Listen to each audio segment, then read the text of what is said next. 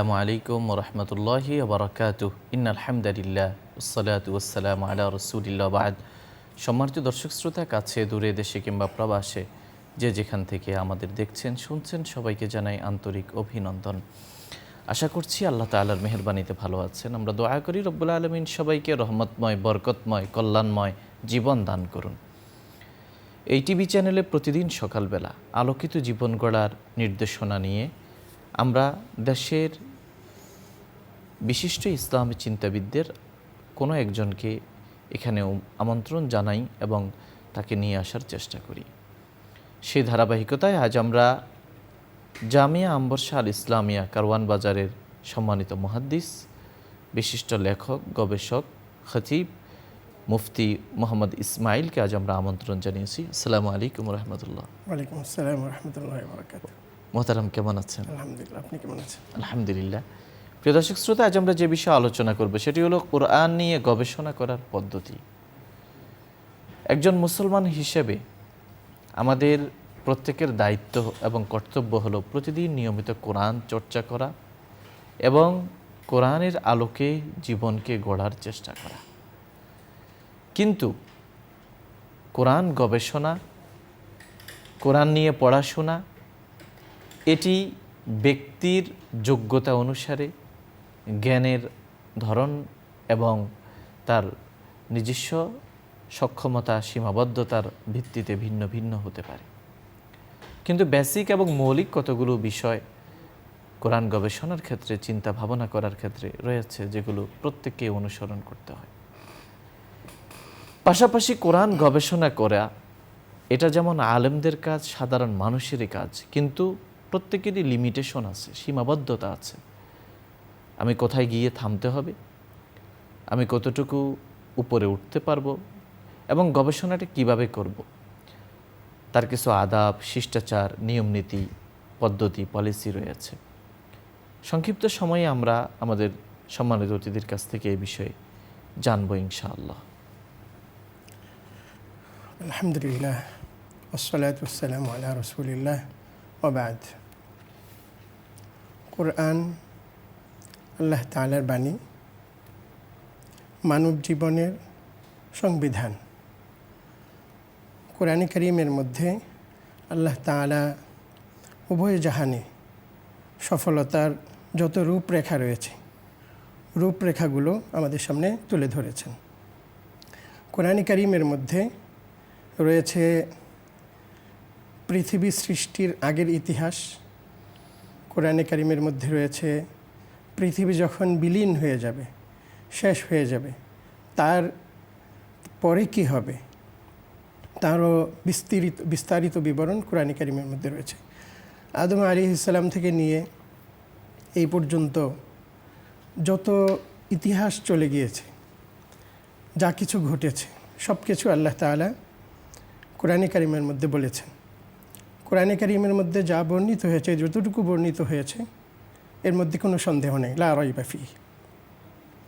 এটা কারো বানানো না, যেহেতু সঠিক সত্য সংবাদ আল্লাহ তাআলা কোরআনে কারীমের মধ্যে তুলে ধরেছেন। তো কোরআনে কারীম যদি আমরা পড়ি, তাহলে যে ইতিহাস আমরা জানতে পারবো, সেই ইতিহাসের মধ্যে কোনো ভেজাল থাকবে না। নির্ভেজাল একেবারে সত্য ইতিহাস আমরা কোরআনে কারীম থেকে জানতে পারবো। কোরআনে কারীমের মধ্যে আল্লাহ তাআলা জানিয়ে দিয়েছেন মানুষের সফলতা কোথায়, মানুষের ব্যর্থতা কোথায়, কারা আল্লাহ তাআলার সন্তুষ্টি অর্জন করবে, কারা আল্লাহ তাআলার নাখুশির পথে চলছে, এই সব কিছু আল্লাহ তাআলা তুলে ধরেছেন। আল্লাহ তাআলা পূর্ববর্তী জাতিকে বিভিন্ন কারণে তাদেরকে শাস্তি দিয়েছেন, আবার যারা ভালো পথে চলেছে তাদেরকে পুরস্কার দিয়েছেন। সেই সমস্ত বিবরণ আল্লাহ তাআলা কোরআনে কারীমের মধ্যে তুলে ধরেছেন।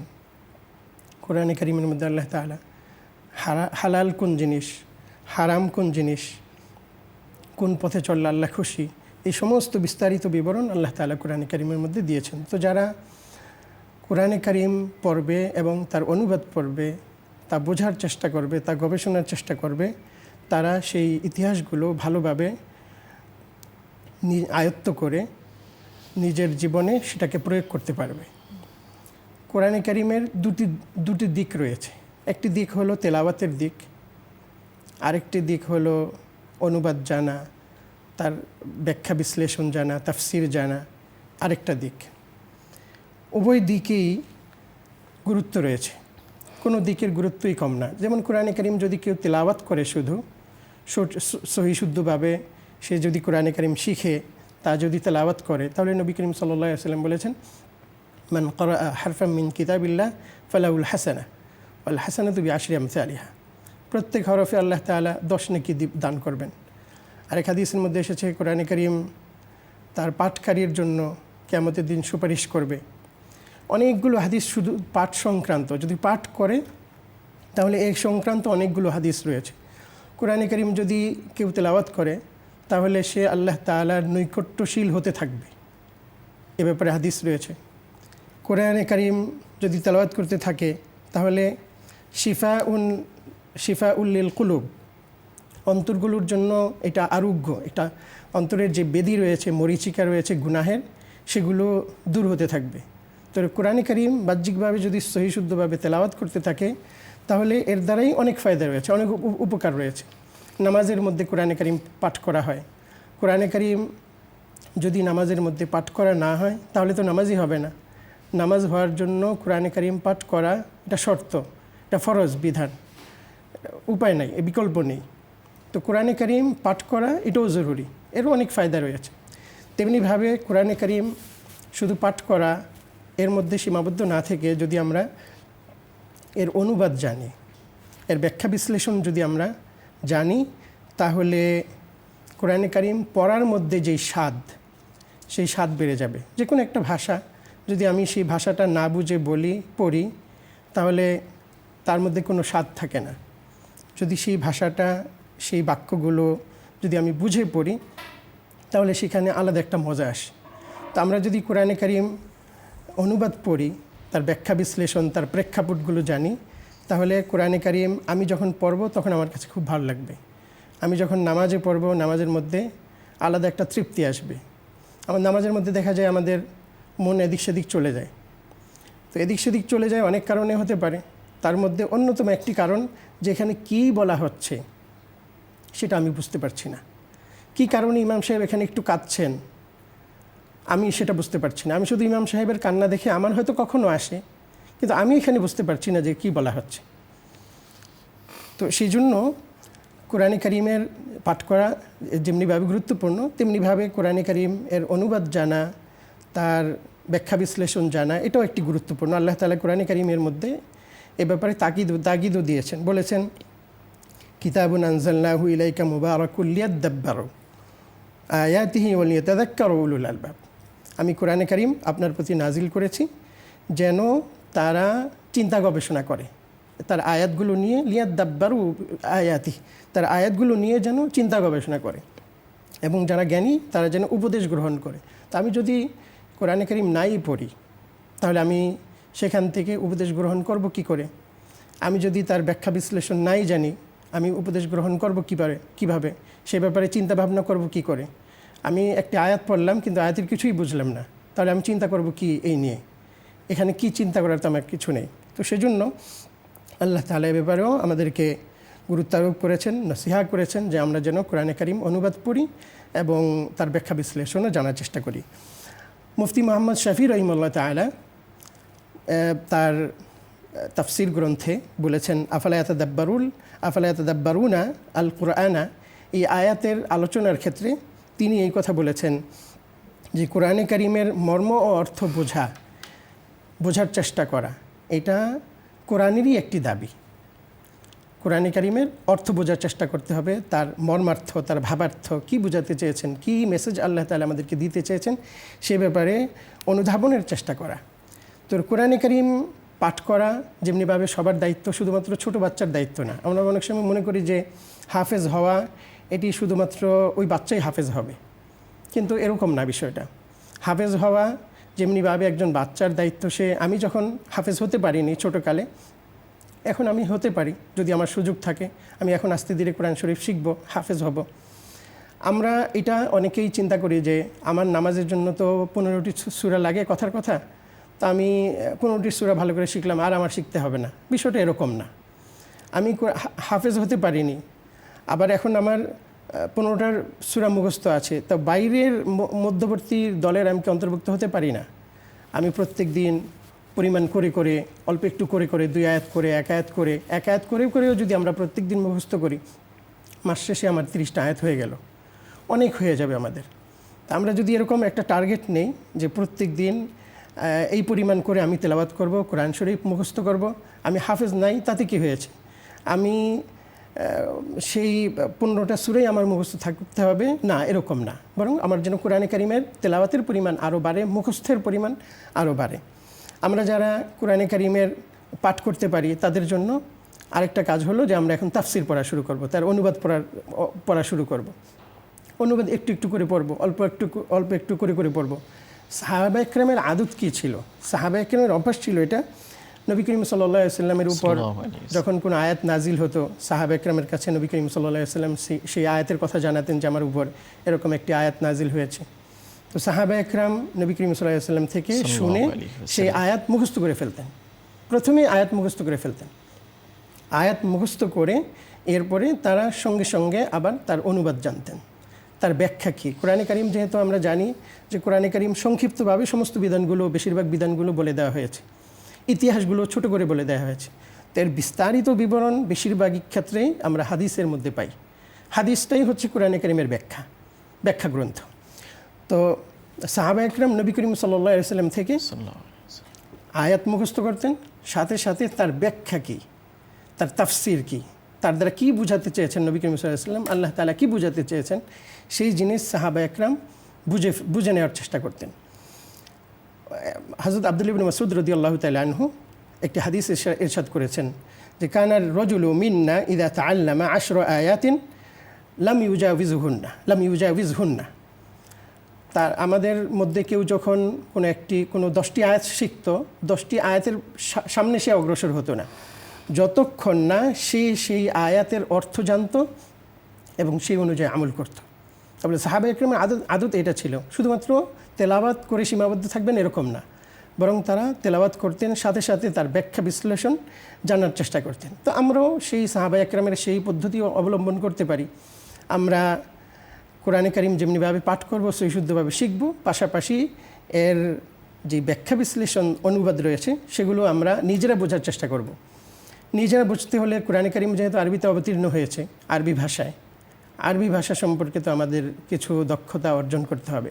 এখন আমি কি চাই, আমি কি কোরআনে কারিমের একেবারে সব কিছু বিস্তারিত বিবরণ নিজের মতো করে বুঝতে চাই, তাহলে তো আরবি বিষয়ে আমার অনেক পাণ্ডিত্য অর্জন করতে হবে। আর যদি আমি এটা চাই যে না, কোনো রকম আমি একটু যেন ইমাম সাহেব যখন নামাজে পড়ছে আমি যেন শব্দগুলো একটু বুঝি, কোনো রকম অল্প স্বল্প যেন আমি একেবারে যেন অবুঝ না থাকি, তো সেজন্য তো আমার কিছু আরবির ব্যাপারে পড়াশোনা করতে হবে। তো উলামা ইকরাম এই কথা বলেছেন যে আবু তাহের মিজরু সাহেবের যে একটা বই আছে আত-তারিক ইলাল আরবিয়া, এসো আরবি শিখি, এই 3 খণ্ড আত-তামিরিনুল কিতাবি, পাশাপাশি আরেকটা কিতাব রয়েছে, এই কিতাবগুলো যদি পড়া হয় তাহলে সামান্য যে ধারণা অনুবাদ সম্পর্কে, সেই সামান্য ধারণা অনুবাদ সম্পর্কে ধারণাটা তৈরি হয়ে যাবে। এরপরে যদি কেউ আবু তাহের মিজরু সাহেবের আরেকটা কিতাব রয়েছে আত-তারিক ইলাল কোরআন, সেই এসো কোরআন শিখি, এইটা যদি পড়ে তাহলে কোরআন সম্পর্কে কিছুটা অনেকটা ধারণা হবে। তো আমাদের যে বুয়েটে এখনও চালু রয়েছে, প্রফেসর হামিদুর রহমান খান সাহেব চালু করে গিয়েছেন, প্রতি মঙ্গলবার এশার পরে এই কোরআন সামান্য কিছু যেন ধারণা কোরআন সম্পর্কে হয় সে ব্যাপারে এখনও প্রত্যেক মঙ্গলবার বাদ এশা চালু রয়েছে। কখনও প্রয়োজনের তাগিদে কখনও মাগরিবের পরে হয়, বইকে আমাদের পরিচিত একজনই সেই দর্শ দিয়ে থাকেন, আমরা জানি। তো আমরা যদি কোরআনে কারিমের সামান্য অনুবাদ জানতে চাই তাহলে আরবির বিষয়ে, আরবি সম্পর্কে, আরবি ভাষা সম্পর্কে আমাদেরকে সামান্য হলেও জ্ঞান অর্জন করতে হবে।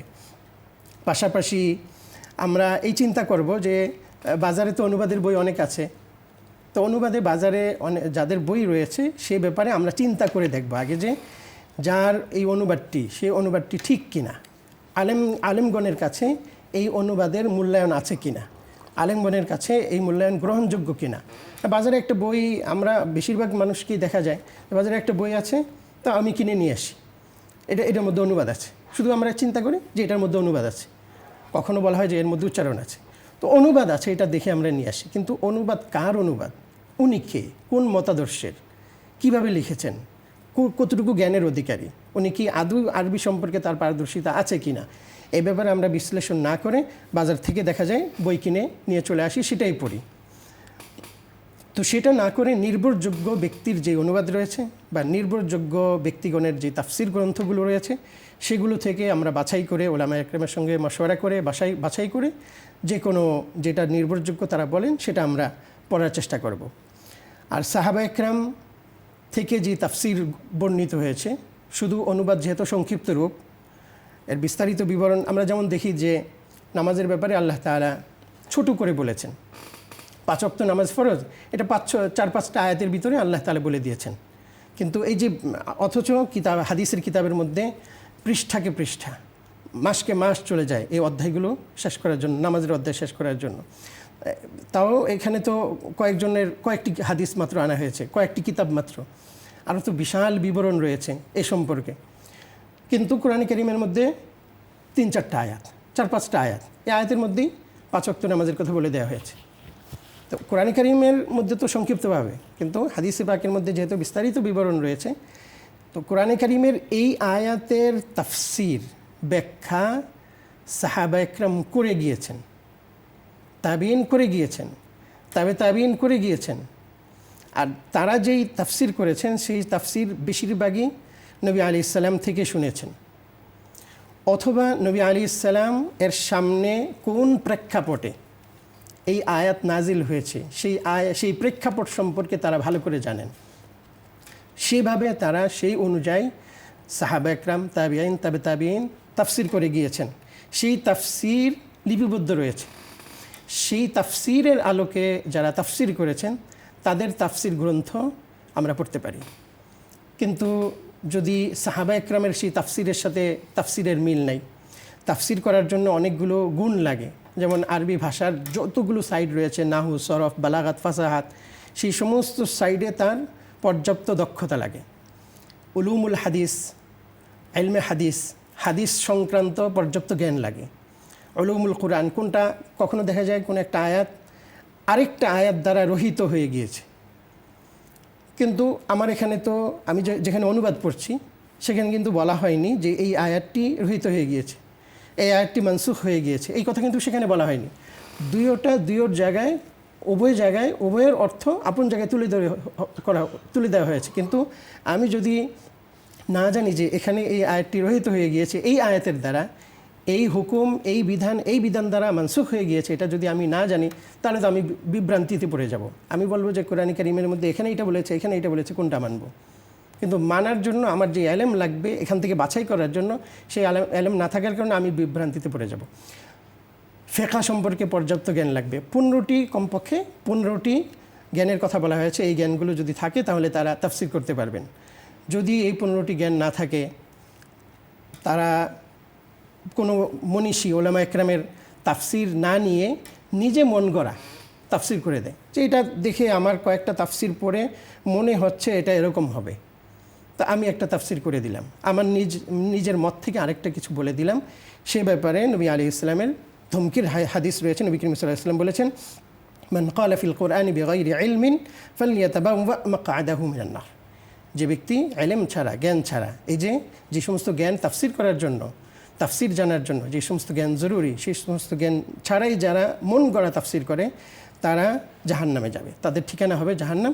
এটি নবী করিম সাল্লাল্লাহু আলাইহি ওয়াসাল্লাম এই ওয়াইদ দিয়েছেন। অর্থাৎ পর্যাপ্ত জ্ঞান নিয়ে, প্রস্তুতি নিয়ে গবেষণাটা করতে হবে। আর উচ্চমার্গীয় যে গবেষণা সেটা সাধারণ মানুষের কাজ নয়, এটা আলেমদের কাজ। শুকরিয়া, আপনি বলছিলেন কোরআন নিয়ে গবেষণা করার পদ্ধতি। প্রিয় দর্শক শ্রোতা, আমাদের সময়ের সীমাবদ্ধতা থাকায় এখানেই আলোচনা সমাপ্ত করতে হচ্ছে। তবে যাওয়ার আগে আমরা রব্বুল আলামিনের দরগাহে মোনাজাত করব। আল্লাহ তাআলা আমাদের জীবনকে কোরআনময় করুন এবং সুখ সমৃদ্ধিতে ভরপুর করুন। আলহামদুলিল্লাহি রাব্বিল আলামিন, ওয়াসসালাতু ওয়াসসালামু আলা আশরাফিল আমবিয়াই ওয়াল মুরসালিন ওয়া আলা আলিহি ওয়া সাহবিহি আজমাইন। اللهم لك الحمد كما ينبغي لجلال وجهك وعظيم سلطانك. سبحان الله وبحمده سبحان الله العظيم. সুবহানাল্লাহি ওয়া বিহামদিহি আদাদা খালকিহি ওয়া রিদা নাফসিহি ওয়া জিনাতা আরশিহি ওয়া মিদাদা কালিমাতিহি আল্লাহুম্মা ইন্না নাসআলুকা বিআন্না লাকাল হামদু লা ইলাহা ইল্লা আনতাল মান্নান বাদিউস সামাওয়াতি ওয়াল আরদি ইয়া যাল জালালি ওয়াল ইকরাম ইয়া হাইয়্যু ইয়া কাইয়্যুম ইয়া রাব্বাল আলামিন ইয়া আরহামার রাহিমিন। আল্লাহ আমাদের জীবনের গুনাহ খাতা মাফ করে দিন। আল্লাহ আপনি আমাদেরকে মুত্তাকি হিসাবে, সত্যিকার মুমিন হিসাবে কবুল ও মঞ্জুর করে নিন। আমাদেরকে খাঁটি মুসলমান হয়েই কবরে যাওয়ার তৌফিক দান করুন। আল্লাহ অপঘাতে মৃত্যু থেকে, হঠাৎ বিপদ থেকে, দুরারোগ্য ব্যাধি থেকে, আল্লাহ সহ্যের বাইরে যে সমস্ত অসুস্থতা রয়েছে, ঘৃণা উদ্রেককারী যে সমস্ত রোগ ব্যাধি রয়েছে, সেগুলো থেকে আমাদেরকে আপনি হেফাজত করুন। আল্লাহ আপনি আমাদের যাত্রাপথ নিরাপদ করে দিন। আল্লাহ আমাদেরকে আমাদের কর্মস্থলে নিরাপত্তা দান করুন। আমাদের ঘরবাড়ি আমাদের জন্য নিরাপদ করে দিন। রাস্তাঘাটে, পথে ঘাটে আল্লাহ সতত সর্বত্র আপনার রহমতে, মাগফিরাতের ছায়া আপনি আমাদেরকে রাখুন। ইয়া আল্লাহ আপনি আমাদের জীবনকে সুখ সমৃদ্ধি দিয়ে ভরপুর করে দিন। হায়াতকে বরকতময় করে দিন। সময়গুলো বরকতময় করে দিন। রিজিকে প্রশস্ততা দান করুন। উত্তরোত্তর উন্নতি দান করুন। আল্লাহ শারীরিক মানসিক সুস্থতা, শুদ্ধতা দান করুন। ইয়া আল্লাহ অতীত থেকে ভবিষ্যৎ আরও ভালো করে দিন। আমাদের উপর অর্পিত দায়িত্বগুলো যথাযথ আমানতের সাথে পরিপূর্ণভাবে পালন করার তৌফিক দান করুন। ইয়া আল্লাহ আমাদের শারীরিক, মানসিক, আল্লাহ অর্থনৈতিক, সার্বিকভাবে আল্লাহ আমাদের জন্য কল্যাণ দান করুন। আমাদের অসমাপ্ত কাজগুলো আপনি সমাপ্ত করে দিন। আল্লাহ আপনি আমাদেরকে খায়রে কাসির দান করুন। আল্লাহ আপনার অযুত রহমত বরকত দিয়ে আমাদের জীবনকে ভরপুর করে দিন। আল্লাহ আসমান থেকে যেভাবে মুষলধারে বৃষ্টি হচ্ছে, আল্লাহ ঠিক তেমনি আপনার রহমতের দ্বারা বাড়িধারায় আমাদেরকে সিক্ত করুন। আল্লাহ উপর্যুপরি দুর্যোগের কারণে, আল্লাহ বৃষ্টিপাতের কারণে আমাদের বহু অঞ্চল, আমাদের দেশের বহু জেলা প্লাবিত হয়ে গেছে। আল্লাহ দ্রুত এই মুসিবতকে আপনি আমাদের থেকে হটিয়ে দিন। আল্লাহ অসহায় মানুষের আপনি সহায় করে দিন। আল্লাহ অনেকের প্রাণঘাতী আল্লাহ প্রাণের সংকট দেখা দিচ্ছে, জীবনের সংকট দেখা দিচ্ছে, রোগ ব্যাধির প্রকোপ বাড়ছে।